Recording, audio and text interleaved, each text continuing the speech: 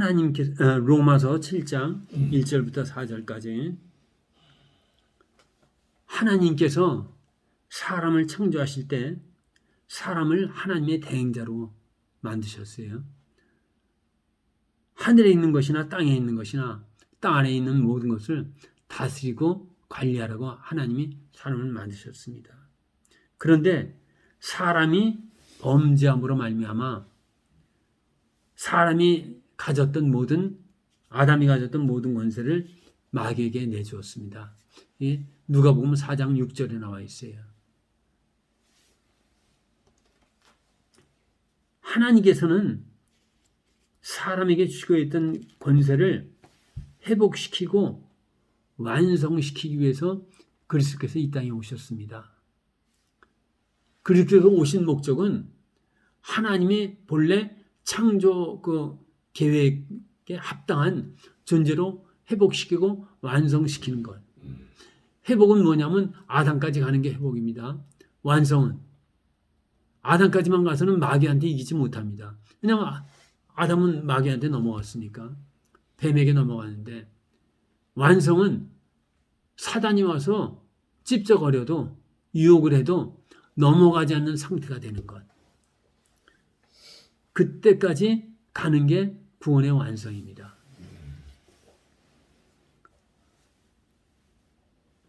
이걸 갖다 로마서 5장 17절, 우리 바로 앞에 있으니까 5장 17절 제가 읽겠습니다. 한 사람이 범죄로 말미암아 사망이 그 한 사람을 더하여 왕노릇하였은즉 더욱 은혜와 의의 선물을 넘치게 받는 자들은 한 분 예수 그리스도를 통하여 생명 안에서 왕노릇하리로다. 생명 안에서, 그리스도 안에서 왕노릇하는 존재, 하나님 안에서 이 지상에서 모든 피조물 위에 왕노릇하는 그 존재 만드는 것이 구원의 목적입니다. 예, 우리는 왕권을 갖다 받은 자들입니다. 하나님께서 아담을 창조했는데 아담의 모습은 마귀를 이길 수가 없다고 그랬습니다. 아담이 마귀를 이길 수 있는 방법은 하나님이 함께 해주실 때만 가능한 거예요. 그렇죠? 네. 그러니까 왜 그리스도께서 임마누엘 이름으로 오셨는가? 임마누엘은 번역한 즉 하나님이 우리와 함께 계신다 라고 그러지 않습니까? 십자가를 믿는 자들에게 내주하셔서 영원히 떠나가지 않는다고 그랬어요. 그러면서 하나님이 함께 하시니까 마귀가 찝쩍거려도 완전히 넘어뜨리지는 못하는 게 우리의 존재라는 얘기예요. 이걸 갖다 믿어야 합니다. 우리는 로마서 8장에 보면 넉넉히 승리하라고 승리가 주어진 자입니다. 승리할 수 있도록 운명이 주어진 자입니다. 그리스도인들이 생명 안에서 왕노릇하기 위해서 임마누엘이신 하나님, 성령님이라고도 하는데 성령께서 우리를 마음껏 도우시기 위해서는 그리스도인들이 해야 할 세 가지가 있습니다. 그게 이 세 과정을 갖다 거쳐야 하는데 이 세 과정을 거치는 걸 갖다 성화라고 하기도 하고 성장이라고도 얘기합니다. 생명의 특징은 성장이라고 그랬죠? 네, 성장. 첫 번째가 6장에서 죄 문제 처리. 두 번째가 7장에서 율법의 문제 처리. 세 번째 8장에서 육신의 소욕을 처리하는 문제입니다. 이 세 가지를 갖다 처리해야지 왕권을 온전히 임마누엘 하신 하나님이 주인 되셔갖고 왕권을 발휘할 수 있다는 얘기예요. 그렇기 때문에 그리스도께서는 임마누엘 이름으로 오셔갖고 내주하면서 세 가지를 갖다 처리해 가도록 도우신다는 얘기예요. 죄 문제를 갖다 처리하게 도우시고 율법의 문제를 처리하게 도우시고 육신의 소욕을 처리하게 도와주시고 우리의 모든 것을 갖다 들어서 이걸 갖다 로마서 8장 28절에서 하나님을 사랑하는 자 곧 그 뜻대로 믿는 자들에게는 모든 것이 합력하여 성을 이루느니라. 우리의 잘한 것 잘못한 것 다 다 들어서 하나님은 사용하신다는 얘기예요. 그래갖고 어떻게 그리스도의 형상을 29절에 그 아들의 형상을 닮아가게 하기 위해서 우리를 만들어 가신다는 얘기예요. 자, 사회에서 도덕적으로 이성적으로 살아간다고 하는 사람들, 이 사람들은 죄 문제 처리하는 게 쉬워요. 야동 보지 마 그러면 안 보고, 내가 지식인으로서 뭐 하나님 보지 말라는 거 볼 수 있나요? 안 본단 말이에요. 그런데 이 본래 이제 죄인으로 살던 사람들, 그러니까 마약 중독자, 습관적인 도박 중독자들, 어쩌다 가족이 모여갖고 화투 한번 치는 건 그건 죄 아니에요. 그런데 습관적으로 친구들하고 밤새서 고습, 이건 잘못이란 얘기죠. 도박 중독자, 동성애자들, 이런 사람들은 그 죄성에서 벗어나기가 참 어렵습니다. 이거는 교회에서 도와줘야 돼요. 정죄할 게 아니라 구원의 대상이지 도움의 대상입니다. 대신 바리새인들은 뭘 처리가 어렵겠어요? 자기의. 나는 율법을 지킬 수 있어. 이 자기의를 처리하는 게 굉장히 어렵습니다. 자, 6장에서 하나님을 섬긴다고 하면서도 죄 문제 처리에 어려움을 겪는 것에 대해서 6장은 그거에 대해서 말씀하고 있죠. 너희들 세례받지 않았냐? 죄에 죽었다. 그리스도와 연합했다. 우리 옛사람이 그리스도와 함께 십자가에 못 박혔다. 이것을 인식하며 살아라. 죄가 너희 이제 주관하지 못한다. 너희 몸을 의의 종으로 드려라. 이게 6장 내용이었습니다. 근데 7장에서는 마약 중독자, 도박 중독자들이 그 죄성에서 벗어나기 힘든 것처럼 이 바리새인들은 율법에 대해서 죽었다는 걸 갖다 인정하는 게 너무 어렵다는 거예요. 왜냐하면 자기가 늘 어떻게 했어요? 예배드리고 말씀 보고 기도하고 구제하고 선행을 해왔던 사람들이에요. 난 지금까지 예배 잘 드리고 구제도 하고 선행도 하고 했는데 그게 무슨 은혜로 된 거야. 이거 인정하는 게 어렵다는 얘기예요.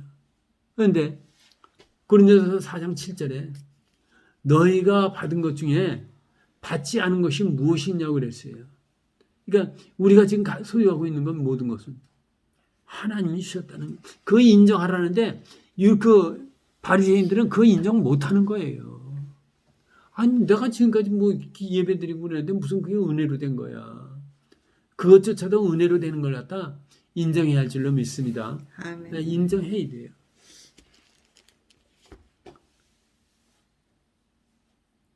율법이 하는 일은 뭡니까? 죄를 깨닫게 해주시고 그리고 요한복음 5장 39절에서는 너희가 성경에서 영생을 얻는 줄 알고 성경을 상고하거니와 율법을 갖다 유대인들이 지키는 거는 영생을 얻는 줄 알고 율법을 지켰다는 얘기예요. 너희가 내 말씀을 지키면 내 백성이 되고 그러니까 우리 하나님 말씀 이렇게 열심히 믿습니다 하고 하나님 그 백성으로 살겠습니다 했는데 하나님은 뭐라고 그래요? 말라기서에서 너희들이 와서 제사 드리는 거 난 받기가 역겹다. 제발 누가 와서 이 성전 문 좀 닫아줬으면 좋겠다. 근데 바리새인들 유대인들과 하나님의 생각은 완전히 반대로 된 거죠. 우린 열심히 예배 드리지 않았습니까? 11조 드리지 않았습니까? 너희들 드린 11조 너무 더러워. 아니야. 삶이 들어오면 그 짐을 하나님이 안 받으세요. 우리의 삶이 그러니까 일주일 삶을 이 주일 예배에 저는 초점을 맞춘다는 얘기예요. 막 가슴이 뜨거워야 하는데 그렇게 뜨겁지 않을 때는 도대체 하나님 뭡니까 하고 물어보거든요. 뜨거워야 돼요. 그래서 불을 토해내야 하는데 이게 안 될 때는 답답하고 성도들은 또 어떻게 해야 돼요? 한 주일 삶이 예배 때 연락되기 위해서는 한 주일 삶이 하나님이 기뻐하는 거룩한 산제사가 돼야 하는 거죠. 그럼 주일날 예배 뭐 은혜 폭포처럼 쏟아져요. 요한복음 5장 30절 너희가 성경에서 영생을 얻는 줄 알고 성경을 상고하거니와 곧 이 성경이 내게 대하여 증거하는 것이로라. 40절에 유명한 말씀이죠. 그러나 너희가 내게로 오지 아니하였도다. 성경이 가리키는 건 뭐냐면은 전부 다 그리스도를 가리킨다. 그리스도가 오셔야지 너희 구원 받는다. 그런데 그 말씀을 갖다 읽으면서 우리가 이렇게 잘하는데 그리스도가 왜 필요합니까? 하고 예수님이 오니까 못 박혀 죽였다는 얘기예요. 그러니까 참 인간의 타락은 엄청 나는 아니야. 이런 얘기하면 큰탈 납니다. 나 역시 타락한 상태예요. 그리스도가 오셔서 십자가로 모든 대속의 피를 갖다 대속의 피를 갖다 흘리시지 않았으면은 모든 죄를 대속하기 위해 피를 흘리지 않았다면 나는 그냥 죄 가운데 있는 거예요. 제가 하나님 처음 믿을 때 누구에게 신앙 배운 것도 아니고 저는 어머니한테 배웠는데 어머니는 우상숭배는 절에 다니던 분이었어요. 하루에 3번 목탁 두들겨 하면서 집에다가 제단 차려놓고 하는데 한 번 할 때마다 불공 드릴 때마다 하루에 2시간 그걸 갖다 하루에 6시간 했다가 아침 점심 저녁으로 한 거예요. 그러니까 뭐 대단해요. 대단하고 제가 신학교 다닐 때 보름간 금식하고 어머니한테 전도하려고 딱 갔는데 간다고 전화도 안 하고 아무것도 연락을 안 하고 불시에 간 거예요. 근데 현관문을 딱 여는데 여기 현관문을 딱 여는데 딱 이렇게 어머니가 서갖고 뭐냐면 너 나한테 전도하지 마. 저는 한마디도 안 꺼냈어요. 그만큼 영적 싸움이 심한 거예요. 그리고 그 계통에서 어머니가 대단했어요. 근데 어머니는 삶의 중심이 절이었었어요. 좋은 거 생기면 자식이야 뭐 먹고 싶어 하든 말든 상관 안 하고 절에 다 갖다 바치는 거죠. 근데 제가 배운 거는 그 신앙을 배워갖고 특심히 열심히 일하고 온 힘을 다해갖고 하나님을 갖다 믿은 거죠. 믿었는데 시간이 흐르면서 해결되지 않은 2가지 문제가 있었어요. 내면의 죄성이 변하지가 않는 거예요. 죄는 짓지 않은데 죄성이 변하지 않는 거예요.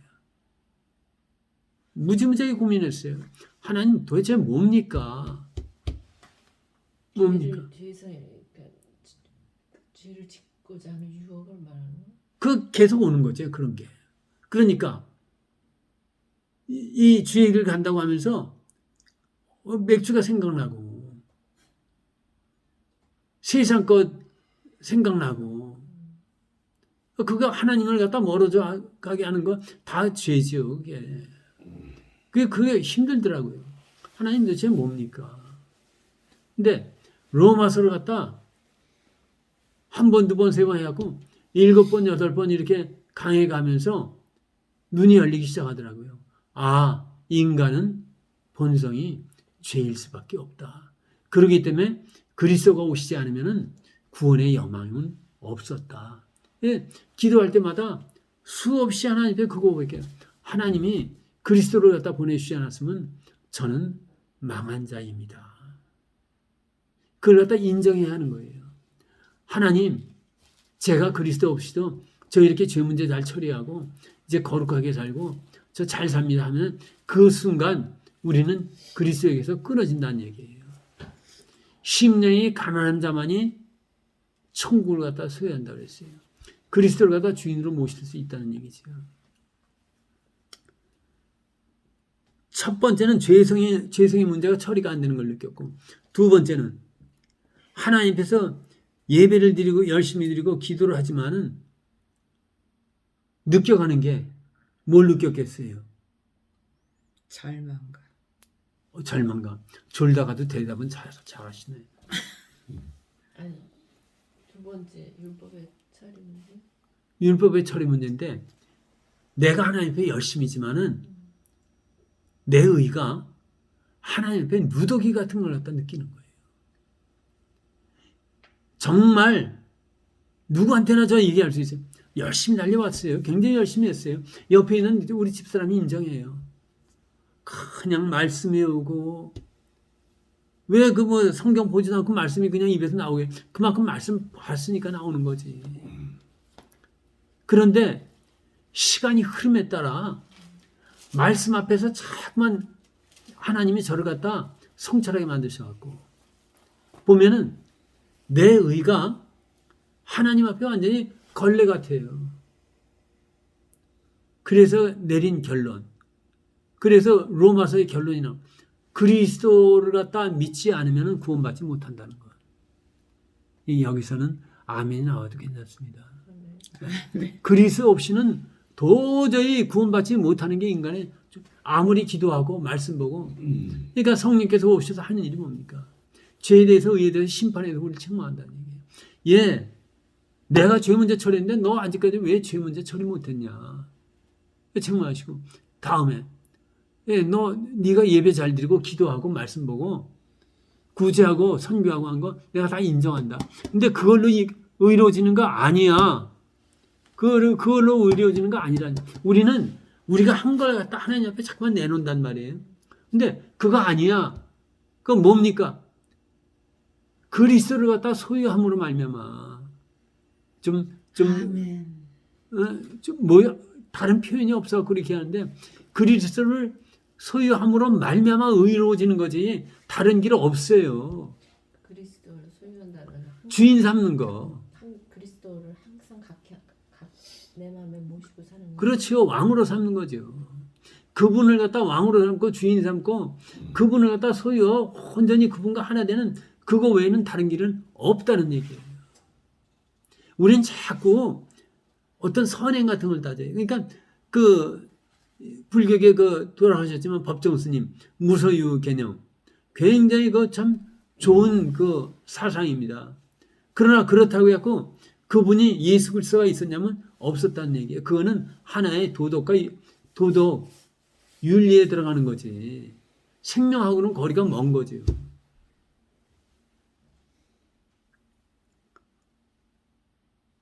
로마서를 딱 한 번 강의하고 두 번 강의하고 일곱 번 강의할 때 눈이 열렸어요. 아, 이래서 그리스도가 오셨구나. 그래서 왜 1장 18절부터 3장 20절까지 그렇게 너희는 죄인이다 강조하는가. 죄인이 아니라고 하는 순간 우리는 구원에서 떨어지는 거예요. 연이 끈에서 떨어지면 어떻게 됩니까? 지못대는 날아가는 것처럼. 우리가 그리스도에게 끈 떨어지면은 구원하고는 관계없어요, 이제는. 너무나 많은 사람들이 자기가 의로운 걸로 착각하고 살아가겠어요. 인간의 힘으로는 율법의 말씀을 이룰 수 없습니다. 율법이 가리키는 건 그리스도가 오셔야만 너희 구원받는다는 거예요. 예수 그리스도가 이 땅에 오셔서 구원사역을 펼치지 않았다면 저는 죄에서 벗어날 수가 있는 그 길이 없습니다. 상황에서 벗어날 수 없어요. 여기까지 깨닫게 하기 위해서 하나님이 저를 부르신 거예요. 입으로는 늘 그랬어요. 난 죄인이지 맞아. 그러나 끊임없이 속에서 아주 그냥 화산처럼 나오는 게 그래도 난 기도했다, 말씀 봤다. 저 성경 많이 봤어요. 기도 많이 했어요. 그런데 다 그걸로 의로워지는 거 아니라는 얘기예요. 의는 뭘로 의로워져요? 부활의 주를 갖다 믿음으로 말미암아 의로워지는 거예요. 예수는 우리의 범죄함을 위하여 내어줌이 되고 우리를 의롭다 하기 위해 살아나셨느니라. 로마서 4장 25절 말씀이에요. 너무나 중요한 말씀이에요. 너무나 많은 그리스도인들이 하나님 말씀에 도전하려고 생각을 안 해요. 도전을 해야 돼요. 어떻게 말씀대로만 살아갈 수 있어? 시도조차 하지 않습니다. 하나님 말씀 앞에 나를 직면시켜야 돼요. 그리고 내가 그 말씀 앞에 얼마나 부족한가, 모자란 걸 갖다 깨달아야 돼요. 이건 말씀대로 살고자 시도하는 사람에게만 나타나는 증거예요. 근데 말씀 앞에서 내가 좌절하면, 이래서 그리스도를 갖다 붙들지 않으면 안 되는구나. 주여, 마음을 엽니다. 오셔서 내 마음에 주인 되어 주옵소서. 왕 되어 주옵소서. 이 고백이 저절로 나오는 거죠. 로마서 7장 24절을 보겠습니다. 오늘 로마서 7장 24절. 오라 나는 공고한 사람이로다. 이 사망의 몸에서 누가 나를 건져내랴. 제가 간가다 설명하는데 사형수들한테 죽은 사람의 시체를 같이 갖다 묻는다는 거예요. 묵으면 그 시체에서는 그 썩은 것들과 구더기 이런 게 같이 있는데 그걸 갖다 같이 맨살에다 묶어버리면은 그 썩은 게 같이 합쳐져갖고 이제 이 사람에게도 산 사람에게도 몸이 썩어가는 거죠. 그러니까 지금 그걸 갖다 사망의 몸이라는 건 그걸 갖다 얘기하는 거야. 내 몸이 썩어간다, 구더기가 들어온다 이인데 여기서 구원해 줄 게 없다 그런 얘기예요. 탄식하는 거예요. 오라 나는 공고한 사람이다. 이 사망의 몸에서 누가 나를 건져내랴. 그런데 25절을 보니까 우리 주 예수 그리스도 말미암아 하나님께 감사하리로다. 보니까 그리스도가 계신 거예요. 이 사람들은 그냥 어떻게 예수님을 어떻게 붙들겠어요? 인정사정 없이 나 주님 없이는 못 살아야 하고 그냥 붙드는 거죠. 이거보다 더 복된 것이 없는 줄 믿습니다. 그리스도를 갖다 마음을 여세요. 그리고 그리스도를 갖다 붙으세요. 그 전에 할 건 뭐예요? 말씀 앞에 내가 좌절하는 거예요. 나 하나님 일대로 못하는데 어떻게 해요? 제가 언젠가 한번 얘기해요. 부산 서부제일교회 권사님이 간증하는데 목사님이 하루에 전도지 50장씩 돌리라고 그러는데 그거 못하면 당시 보찜 지고 나가서 그거 팔아갖고 자녀들 5자녀 키우는데 근데 그거 하다 보면은 전도지를 못 돌리는 날이 있다는 거예요. 그럼 밤 11시에 일어나갖고 회개하고 눈물 흘리면서 각 집 문에다가 전도지 하나씩 꼽으면서 그 집을 위해서 축복 기도해 주신다는 하나님 이 가정이 모두 예수 믿고 구원받게 해주세요. 기도해주고 50장을 갖다 그렇게 다 돌리고 나서 와서야 잠을 잤다는 얘기예요. 그런 심령이 돼야 한다는 하나님 말씀을 어기면은 눈물 흘리면서 회개하는 그 마음이 있어야 한다는 얘기예요. 그런데 하나님 말씀은 시도조차 안 하는데 회개가 나오나요? 말씀 앞에 자꾸 나를 갖다 직면시켜야 돼요. 내가 이 말씀대로 살아가는가 못하는가. 저는 이 24절의 말씀 오라는 공고한 사람들 이걸 갖다 숱하게 겪은 사람이고 그렇지 겪고 있어요. 왜냐하면 본성이 죄성이 가득하기 때문에 마지막에 하나님이 저한테 보여주신 건 뭐냐. 한 6, 7년 전에 보였는데 제 내면을 보여주신 거예요. 그런데 너무나 더러워서 뭐 할 말이 없어요. 그래서 그렇게 있을 때 이 로마서가 생각난 거예요. 그래서 죄론을 그렇게 많이 하나님이 말씀하시고 그리스도 복음을 갖다 말씀하셨다. 그리스도가 오시지 않으면 그리스도가 왕 되시지 않으면 우리는 구원의 소망 없어요. 믿으시기 바랍니다. 그러니까 제일 먼저 할 게 뭐예요? 하나님 말씀에 순종하는 그 훈련부터 하는 거예요. 하다가 벽에 부딪힌다는 얘기예요. 그러면 좌절하고 하나님께 기도하는 하나님 내 말씀 지킬 수 있는데 어떡합니까? 도와주세요. 회개하고 그러면서 한 걸음 한 걸음 나가면서 어떻게 돼요? 우리가 성화의 길로 나가는 거죠. 그리스도께서 이 땅에서 십자가 위에서 대속의 죽음을 당하실 때 우리가 율법을 지키지 못함으로 지은 모든 죄를 다 지고 대속의 피를 흘리셨어요. 이제 우리는 율법의 요구를 예수 그리스도를 구주로 섬김으로 말미암아 그리스도 안에서 다 이룬 자들이에요. 왜냐하면 예수님이 우리가 율법 지키지 못하는 걸 지고 십자가에서 죽으셨으니까. 오늘 본문이 그걸 갖다 얘기하고 있는 거예요. 7장 1절부터 3절까지 제가 읽겠습니다. 형제들아 내가 법 아는 자들에게 말하노니 너희는 그 법이 사람이 살 동안만 그를 주관하는 줄 알지 못하느냐. 남편 있는 여인이 그 남편 생전에는 법으로, 여기서 얘기하는 법은 율법을 얘기하는 겁니다. 법으로 그에게 매인 바 되나 만일 그 남편이 죽으면 남편의 법에서 벗어나니라. 그러므로 만일 그 남편 생전에 다른 남자에게 가면 음녀라. 그러나 만일 남편이 죽으면 그 법에서 자유롭게 되나니 다른 남자에게 갈지라도 음녀가 되지 아니하니라. 이제는 예수 그리스도 이름 안에서 우리는 율법에 대해서 죽은 자예요. 이렇게 하는 것은 4절을 살게 하기 위해서. 4절 읽겠습니다. 그러므로 내 형제들아 너희도 그리스도의 몸으로 말미암아 율법에 대하여 죽임을 당하였으니. 제가 지금까지 설명한 거죠. 율법에 대해서 죽임 당했어요. 이는 다른 이 곧 죽은 자 가운데서 살아나신 이 예수 그리스도 가서 우리가 하나님을 위하여 열매를 맺게 하려 합니다. 아멘. 이제는 전에는 율법에 매여갖고 꼼짝달싹 못했는데 이제는 율법에 대해서 죽었으니까 나와서 그리스도께로 간다는 얘기예요. 자유롭게 갈 수 있는 거예요. 남편도 여기서는 그리스도. 그렇지요. 예. 많은 사람들이 말씀을 착각하면서 살고 있어요. 지금 7장 1절에서부터 3절까지는 하나님이 인정해 주신 거예요. 너희 율법에 대해서 죽은 자야. 하나님이 인정해 주신 거예요. 그것은 4절처럼 살라고, 그리스도와 연합해서 부부가 되었고 함께 살라고 하는 말씀인데, 하나님 말씀에 대해서 착각하는 사람들이 있다는 얘기예요.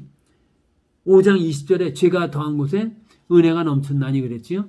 죄가 더한 곳에 은혜가 넘쳤다. 그거는 뜻이 뭐라고 그랬죠? 하나님의 은혜가 풍성하다는 걸 갖다 하나님의 은혜를 죄로 저기 할 수 없다 얘기잖아요.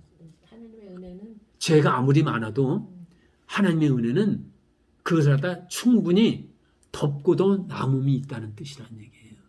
그러니까 어떠한 죄인도 구원하지 못할 피가 없고, 충분히 그리스도의 피는, 은혜는 그 죄를 씻을 수 있는 능력이 있다는 얘기예요. 그 말씀인데, 죄가 더한 곳에 은혜가 넘쳤다? 그럼 이제 마음대로 살아도 되겠냐고 마음대로 죄지라는 얘기가 아니라는 얘기죠. 갈라디아서 5장 1절, 그리스도께서 우리를 자유롭게 하려고 자유를 주셨으니, 그리스도께서 우리를 자유롭게 하려고 자유를 주셨다고 하는 건 뭐예요? 율법에 대해서 대신 죽어주시고 죄에 대해서는 대신 죽었으니까 우리는 이제 자유로워졌다는 얘기예요. 근데 여기서 이 자유는 무슨 자유라고 그러지요? 우리가 하나님께 자유롭게 나갈 수 있는 자유를 얘기하는 거예요. 전에는 죄 때문에, 죄에게 잡혀갖고, 율법 때문에 잡혀갖고 하나님 앞에 나갈 수가 없었어요. 이제는 거기에 대해서 죽었기 때문에 자유롭게 나갈 수 있는 존재가 됐다는 얘기예요. 아멘. 네. 이해가지요? 근데 방종주의자들, 무율법주의자들, 반율법주의자들, 도덕 폐기론자들, 이런 사람들은 이 말씀을 보고 뭐라고 하냐면 마음대로 살아라. 마음대로 살아라. 너 이제 죄에 대해서 자유함을 얻었으니까 마음대로, 이런 걸로 잘못 오해를 한다는 얘기예요. 착각한다는 얘기예요. 죄 짓고 싶은 대로 살아라. 만사 형통이다. 나 자유 얻었네, 너 자유 얻었네, 우리 자유 얻었네 하고 만세하고 뛰어놀기만 하면 되는 게 아니라는 얘기죠. 로마서 6장 1절부터 13절에서는 뭐라고 그래요? 아니다. 넘치는 은혜는 죄를 유발하는 것이 아니라 하나님께 순종할 수 있는 그 의를 갖다 유발한다. 네? 그 말씀이죠. 넘치는 은혜의 효과는 죄를 조장한 것이 아니라 죄에 대해서 죽은 것을 얘기하고, 또 복음은, 은혜는 하나님 앞에 거룩과 의와 영광으로 인도하는 것을 말씀한다는 얘기예요. 하나님이 우리에게 복음을 주신 이유, 은혜를 주신 이유, 그것은 은혜가 왕노릇하여, 5장 21절에 은혜가 왕노릇하여 그리스도로 말미암아 영생에 이르게 하려 합니다. 영생, 하나님의 생명을 주게 하기 위해서 은혜가 왕노릇한다는 걸 갖다 은혜가 밀고 나가는 거예요. 하나님이 이렇게 은혜를 주시네 하고 자꾸만 의의 길로 나가는 거죠. 하나님이 기뻐하는 길로 나가는 거예요. 우리의 삶의 모든 부분에서 하나님이 기뻐하시는 길을 선택하게 되는 거예요. 아멘. 네. 은혜가 왕노릇한다는 뜻이에요.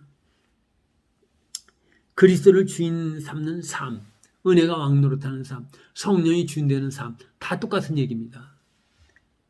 율법주의자들의 모습은 어떠냐?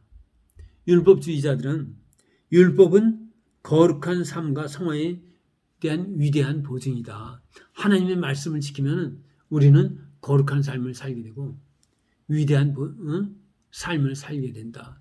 그에 대한 보증이 율법이다. 이렇게 얘기한다는 얘기예요. 율법주의자들은. 그래서 바울은 뭐라고 그래요? 아니다. 율법은 죄를 깨닫게 할 뿐이고 그리스도를 믿지 않으면 안 된다는 것을 가리키는 게 율법이다. 죄에 대해서 예민해졌다는, 전에는 죄를 몰랐어요. 이제 복음을 알고 나니까 저건 죄인데 하는 걸 알게 됐다는 거예요.